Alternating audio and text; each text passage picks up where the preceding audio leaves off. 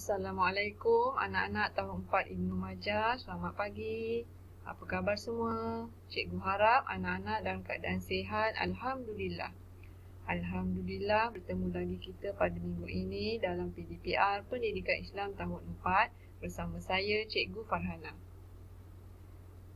Baiklah, cikgu nak anak-anak sediakan buku teks Pendidikan Islam tahun 4. InsyaAllah hari ini kita akan belajar bidang Jawi mengenai tajuk kedudukan huruf Hamzah.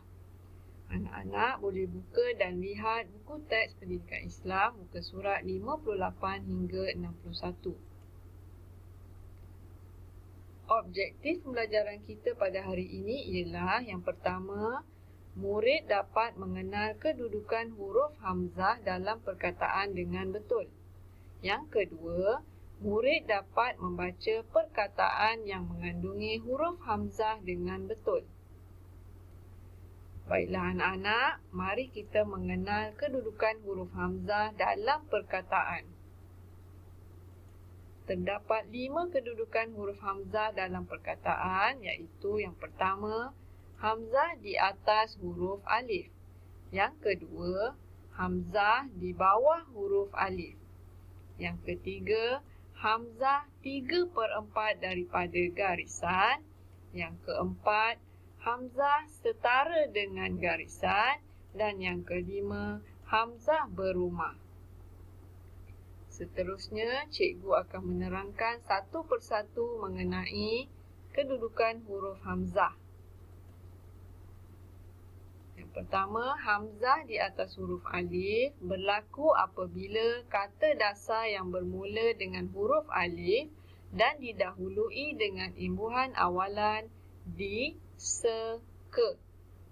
Contoh perkataannya seperti imbuhan awalan di bersambung dengan kata dasar urus menjadi diurus. Imbuhan awalan se bersambung dengan kata dasar ikat menjadi seikat. Imbuhan awalan ke bersambung dengan kata dasar arah menjadi kearah. Seterusnya, Hamzah di bawah huruf alif. Hamzah ini berlaku pada 3 keadaan, iaitu yang pertama, berlaku pada kata dasar yang berasal daripada bahasa Arab. Contoh perkataannya ialah Islam. Yang kedua, berlaku pada perkataan yang bermula dengan i tunggal. Contoh perkataannya ialah email. Yang ketiga, Hamzah ini berlaku pada kata sapaan. Contoh perkataannya ialah Seterusnya, Hamzah 3/4 daripada garisan berlaku pada 3 keadaan juga, iaitu yang pertama, berlaku pada perkataan berimbuhan an dan i. Contoh perkataannya seperti bacaan, hargai. Yang kedua, berlaku pada kata nama khas. Contoh perkataannya seperti ong dan eng. Dan yang ketiga, Hamzah ini berlaku pada kata dasar daripada suku kata gabungan ui, au, ai. Contoh perkataannya seperti paip, laut, duit. Seterusnya, Hamzah setara dengan garisan berlaku pada kata dasar yang berasal daripada bahasa Arab.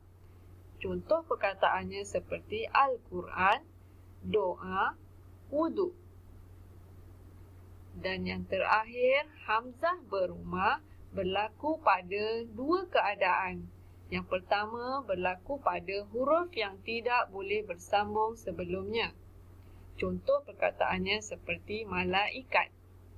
Dan yang kedua, Hamzah ini berlaku pada huruf yang boleh bersambung sebelumnya. Contoh perkataannya seperti masalah.